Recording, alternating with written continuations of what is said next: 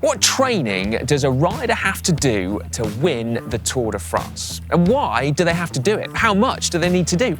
And when? Well, to find out the answer to these questions and more, we have managed to secure some time here at the Grand Départ in Bilbao with the team of two-time Tour de France champion Tadej Pogačar, specifically the head of performance here at UAE Emirates, perhaps the most qualified person on the planet to answer these questions. Now, if you enjoy this interview half as much as I did, then you'll be watching this video till the end. We've left it long. We didn't want to cut anything out, but let us know in the comments section if you enjoy it. We're going deep. Professor Iñigo San Millán, thank you so much for joining us. As the head of performance at UAE Team Emirates and the coach of Tadej Pogačar, among other stars of the team, you are, I feel, incredibly well placed to give us some insight on just what a Tour de France winner has to do in the months and years leading up to the race. Perhaps we could start with what a rider needs to be able to win a race like the Tour de France. What are the physical attributes? Well, thank you very much, Simon, for having me again. It's a pleasure and an honor, and finally be in person with you as well. Yeah. And yeah, so I mean, there are a bunch of things that are important, at the physiological level, right? So I mean, I've said multiple times, like specifically, and this is what not only the research that I do, but also the work that I do is like trying to understand what happens at the cellular level. So one of the typical characteristics that someone like Tadej or any Tour de France contender has is a great lactate clearance capacity, fat oxidation capacity, and in general, great bioenergetics. They're very efficient metabolically speaking, and that happens in the cells and specifically happens in mitochondria. So this is, as I always say, it's like a tomato, like a pizza without tomato sauce is not a pizza, although now you have tomato sauce pizzas without tomato sauce, right? But a pizza needs a tomato sauce, right? Then the ingredients make the difference, right? But if you don't have a tomato sauce, you don't have a pizza. So that's kind of a minimum requirement that you need, a very good metabolic function to start with. And then you need to train that and specifically find out the right stimulus to improve different bioenergetic pathways. Okay. And when we're talking about a metabolic system like that, in years past, would that come under the umbrella of being like efficient or kind of aerobic fitness? Is that we're talking about the same thing? Yeah, I like when I like to talk about training, I always like to imagine things at the cellular level, right? What are the pathways that are stimulated, right? So yeah, what it used to be called more the aerobic pathway it's what we know as the oxidative pathway, where you burn fat very efficiently. So that means that during the race, you travel through burning a lot more fat than carbohydrates. That means that you preserve more glycogen towards the end of the race, and therefore you're going to have more energy. On the other hand, what happens also is that you need to have a very good lactate clearance capacity, because when you deploy the turbo, which is the high intensity, during a climb or a time trial, you need to recycle it very fast, the lactate. And you recycle it from the fast twitch muscle fibers in the slow twitch muscle fibers. And that's why you need to have a very robust mitochondrial function. So those two energy systems, they need to be stimulated, and they're key for performance of these athletes. Yeah, that's absolutely fascinating. I've never thought of it in those terms before. How then do you take someone with that natural talent and make them a Grand Tour winner? What do you do in the weeks, the months, the years, I would imagine, leading up to the race? Yeah, so first there's a calendar, right, that's established by our general manager and Machin. And then, with that calendar, we have the goals. So within the goals, we start working about the training program, including altitude training camps, right? So our philosophy is not to go to races just to get miles or kilometers, right? Our philosophy is to go to the races to win. Okay. That's our philosophy for the team, to try to be always the best and to win us or be competitive. And that's also the philosophy of someone like Tadej, right? He will never go to a race just to hang out and ride, I think we can see that in his results. Yeah, exactly, So that's why, we really need to calculate. It's not like before that you had one peak time in the season or two or something like that. We need to peak as much as we can. So for that, we need to be careful how we choose the calendar, how we choose the time in between races, how we choose the training camps at altitude, and how we choose also the specific training systems that we want to stimulate, right? So everything starts, I would say, in the day that the season finishes, we already thinking, right, about next year. And in fact, the tour starts in 2 days, right? But we already thinking about today's program for next year. Just an idea, right? And when it comes to the training side of things then, I mean, you mentioned altitude camps. Is that an absolute fundamental now to Tour de France success? Yeah. For us, it is, and I think, and for others as well. I think that altitude gives you a lot of benefits. Obviously, it increases the hemoglobin, which is oxygen carrying capacity, and increases also. And in fact, it's the 2019 Nobel Prize was awarded to Greg Semenza for the discovery of HIF-1. HIF-1 is a transcription factor that is stimulated by hypoxia. And what HIF-1 does, it increases red blood cell production, therefore oxygen carrying capacity, and it also increases angiogenesis, which is the production of new vessels, right? So when you're at altitude, you have those two things happening at the same time. Then when you come back to sea level, you have that benefit. And it lasts about 3 weeks, something like that. 3, maybe 4 if you stretch it the most. But that's why it's very important to do altitude training camps. But also they're very tricky because more and more people do training camps, and many people come down from a training camp destroyed. And they say, oh, altitude doesn't do good for me. And like I always say, we're on planet Earth. We are humans, right? We just respond to hypoxia, right, and barometric pressure. And altitude is something that we're going to always respond in a way to increase oxygen carrying capacity.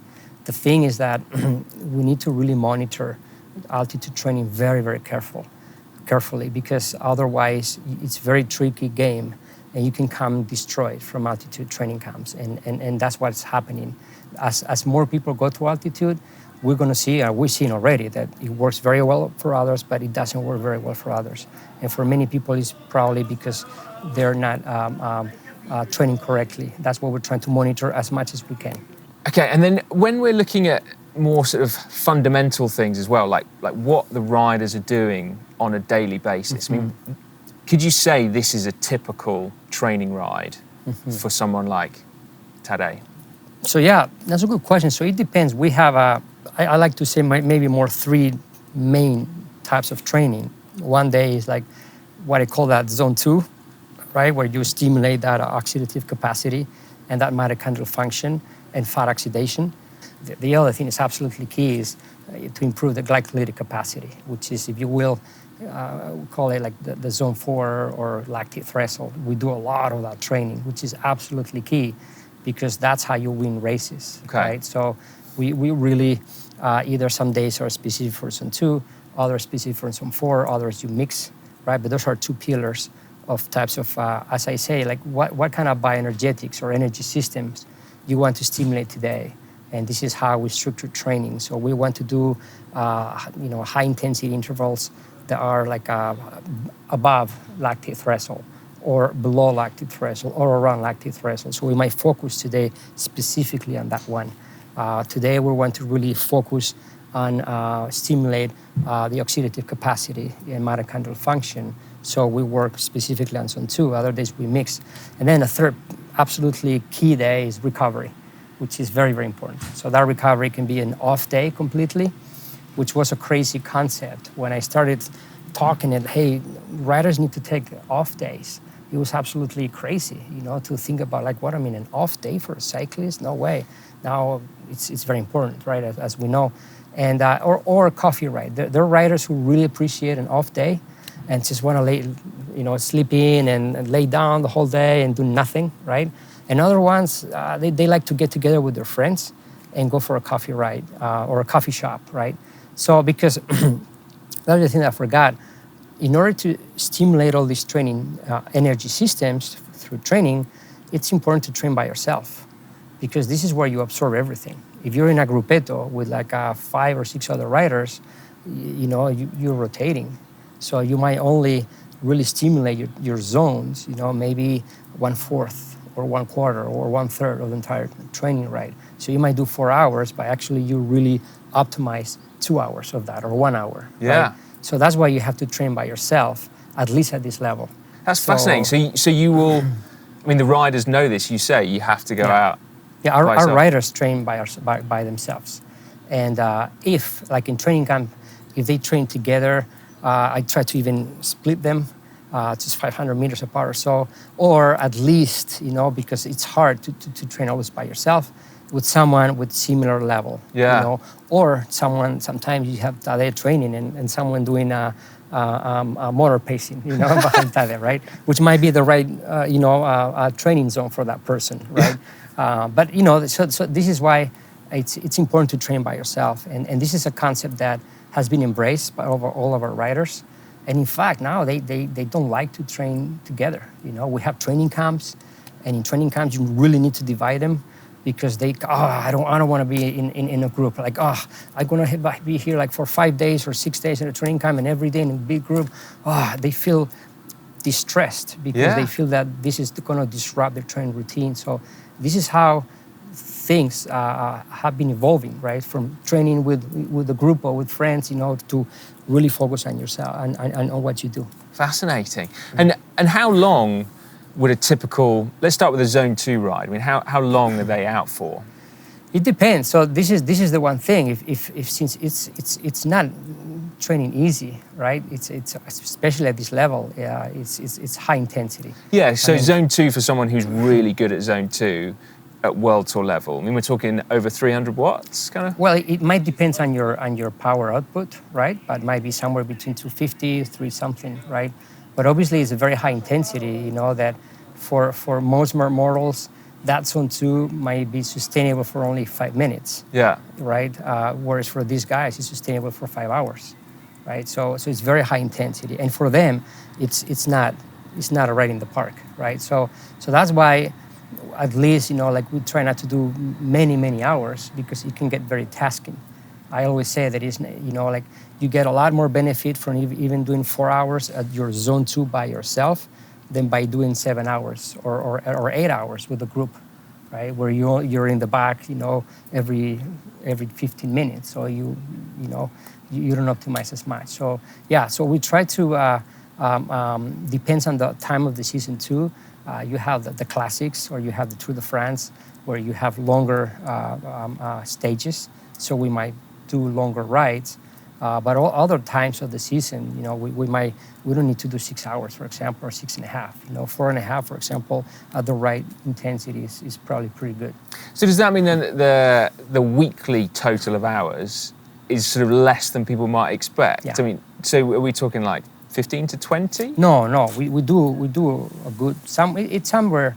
I like somewhere between 23 to 28, something like that. Yeah. Okay. You're right. You are getting heckled. Felix. Sorry, I was in an interview. Sorry. We're going to get photo bombed by the UAE team. Well, this is a point I'm really interested to know. I think the endurance sport community as a whole really sort of idolizes people that can train a lot. It feels like, we say, oh, that person, they're the best in the world because they can train more than anyone else. They can soak up more hard work. But from your experience, are the best riders in the world the ones that can train more? Or is it a case of their genetics just allow them to train a similar amount, but they're just better? That's a great question. And starting with genetics, right? I would say that, so the genes have to be expressed through mRNA, the famous mRNA with the vaccine and everything, right? Into a protein, right? And that protein ultimately does a biological action. So let's say you have very good genes to win the Tour de France, or to win Milan-San Remo, right? Or to win 100 meters in the Olympics, right? But the fact that you have those genes doesn't mean that you're going to win the Tour de France, right? If we were to give awards by the genes, we wouldn't have to wear. We didn't have a photo bomber. we didn't have to, if we were just by the genes, we would just give awards. We would do genetic analysis, and whoever has the best genes wins the Tour de France, Yeah. right? So, but we know that genetics is a science of probability, and it's a long journey until that protein is formed and that biological happens, and which is, we're doing now what's called metabolomics, right? It's about 20% probability. So for you to stimulate, right, and express the right genes, you need to do the right stimulus, right? So this is where training is important, nutrition is important, recovery is important, your mindset is very important. It's what we call epigenetics, everything that happens around the genes. And sometimes you might have, and I've seen riders with incredible genetic potential, but they're not pressing the right buttons, right? And therefore they're not expressing the genes correctly into that ultimate biological action, which might be going at 6.5 watts per kilogram up in Alpe d'Huez, for example. Right?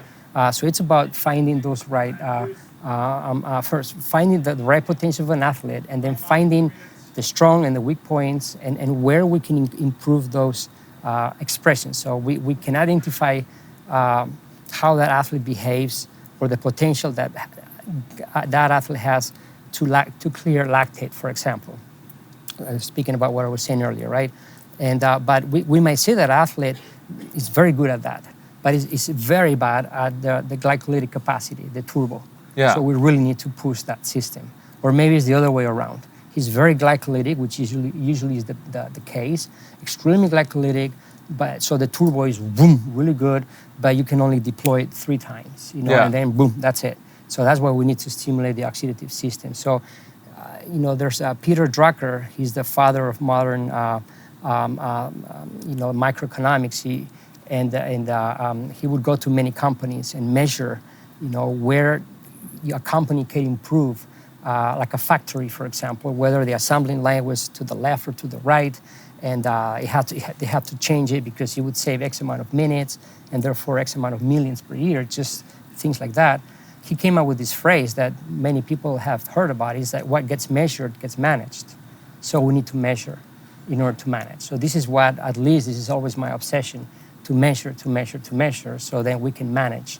And in this case, with athletes, improve their performance. Now, one other question I've been really looking forward to asking you was about how this latest generation of cycling, which Tadej is at the forefront, seem to have elevated the level of cycling. Mm-hmm. They seem to be fitter and faster than ever. Is that something that's changed in their training now that's enabled this leap forward? Yeah, well, and one thing I believe that it is the generation of the new cyclists, they're more prepared. And this is something that is happening in other sports also, where we see football players starting, you know, in Premier League or La Liga when they're 16, 17. They're very early bloomers. Or in tennis, we've been even seeing in tennis for years also, or in golf, right? People start specializing earlier. And I remember when I was a bike rider, and when we were 15, we didn't have nutrition, we didn't do physiological testing, we didn't have guidance. You know, heart rate monitors, they just came out to the market. And I remember wearing the first one, the first that came out. But back in the day, you didn't have much guidance. Now, kids at that age already, they have a lot of guidance. They have nutrition, they have biomechanics, they have training, right, and everything combined. So they start really optimizing their resources at a much earlier age. And those 4 or 5 years, they're very important in their development, are key, so that when they turn 19 or 20, they're really more mature than back in the days when they were 19 and, I'm going to start training seriously. Right, and that's when they will start peaking when they're 24, 25, right? I think this could be one of the reasons, as we see in other sports, but also the cycling itself has evolved tremendously. You know, like now, for example, we and other teams, or all teams, we work in a multidisciplinary manner, right? So there's performance in the middle, but then you have training, you have nutrition, you have biomechanics, you have monitoring, you have psychology. So all these pieces, you know, they have to coexist together to the benefit of the athlete, right? So, you know, like biomechanics, for example, is a key thing that I mean, you might remember, like before tendinopathies, who didn't have tendonitis, right? Now, who has tendonitis? It's really rare to see someone, right? So that has been almost completely eradicated from cycling. And biomechanics has been a major contributor to that. So all cyclists now, they have very, very serious biomechanics testing, and not just to prevent injuries, but to improve the efficiency. Then we have materials. As you know very well, and I follow your YouTube channel, you guys come up all the time with new materials, technology, and you have seen, right, a huge improvement in the last 5 years, you know, in wheels, in frames, right, in TT bikes, right? So that's elevating things a lot too.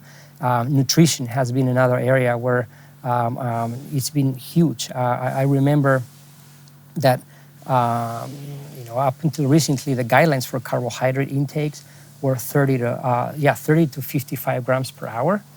And I remember, like in about 2005, 2006, I started doing substrate utilization with metabolic cards, looking at how many grams per hour and per minute you would burn or oxidize at different intensities. And I started to see, like, these guidelines of 30 to 55, I don't think that could be the right ones. I think that we're more into 80 to 100 grams per hour. Back in the days, it was a crazy idea, and I had a lot of criticism for that. But now we see that almost everybody is on board around those quantities. We're talking about 2 to 3 times the fuel that cyclists used to have 10, 15 years ago, right? So that has been, to me, has been one of the most important advances, that a cyclist has 2 to 3 times more fuel by the end of the race and can deploy the turbo better than before. So is that replicated in training? That amount of carbohydrate intake? Yeah, absolutely. And this is one thing that we match completely always. We have with nutrition. We have a great nutritionist on our team, Gorka Prieto, and every training ride is matched with individualized nutrition. So, for example, I was mentioning earlier the kind of 3 typical training days. One is the recovery day, another day is like a more oxidative day for mitochondrial function, another day is glycolytic day, right? So each training day requires different nutrition. So this is what everything is matched. And the riders, they have every day they receive the amounts of carbohydrates and fat and protein and calories total they need to have. So at first it seems like, oh, you know, it could be, you know, like cause some issues on some cyclists, right? Because we've been having a lot of disorder eating and eating disorders. But I think that if you explain things very well and they get to buy in, they can really, and they see their improvement and their weight decreases and is maintained, they can really see and buy into this. So everything is completely matched. The days they train less, they eat less. And the days they train more, they eat more. But we always also introduce, you know, like some breaks, which is important. You know, today I'm going to go and have a big, fat, juicy burger. You know, like, of course, go ahead and do it, right? Yeah. But yeah, everything is matched as much as we can. Wow. I mean, as much as the physical aspects of training for the Tour de France, mentally it must be incredibly tough, these guys, if they're training on their own and, you know, like, that must be one of the most taxing things, I would imagine, being a rider.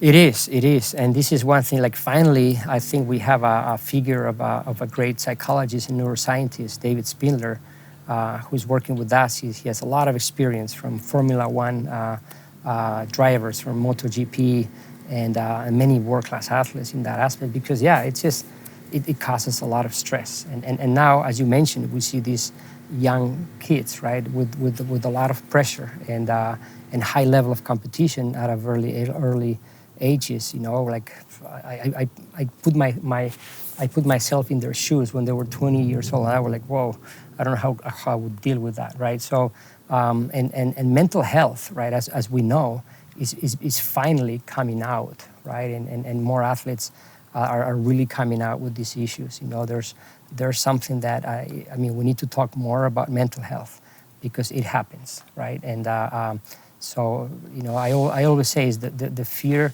to lose, but also the fear to win, right? That puts you in different spots. So it's important to have a specialist, you know, who can deal with that. And I have a lot of experience as a coach, and that gives you also some experience to really kind of understand. And I used to be a cyclist, so you look at someone's eyes and you know how they're thinking, but I don't have the tools, right, necessarily, as a specialist has. Yeah. Now, we've obviously been talking about elite athletes here, the best of the very best. But if there was one thing that a Tour de France rider does that you think is relevant to the everyday recreational cyclist that wants to improve, what would it be? Put you on the spot here. That's a good question. I don't know. The first thing that comes to my mind is the inspiration to really go out there and give your best. And I think that, you know, athletes are a good vehicle to inspire others, not just to try to pursue goals in all the things in life. I always say that a beauty for many people watching the Tour de France is that, you know, I always think like as someone with a terminal disease or someone who's suffering, you know, or someone who has problems, watching maybe whether it's Tadej, Remco, Van der Poel, whoever attacking, you know, might be the preferred moment of the day, right? That's why, in this case, cyclists, for others, one is it's a football match, right? But those are inspiration for many others. Also, the sacrifice that others do, that might be inspiration for someone to pursue goals. But I think also a very important thing, and this is what we've seen here in the Basque Country, for example, that a lot of people go out there and ride, you know, because it's a beautiful sport and it's great for your health and for your mind. And so seeing these people on TV, I think gets a lot of people excited, like buy a bike, get a helmet, clothes on, and go out there and ride. And in the moment they get in there, they know it's good for their health and for their mind. That's the first thing that comes to my mind. Cool, I like it very much. Thank you. Iñigo, thank you so much for your time. Unbelievable insights there. I hope you found it as fascinating as I have. Please give the video a big thumbs up if you've enjoyed it, and make sure you subscribe to GCN as well for more content from the Tour de France. Thank you, Simon. Thank you.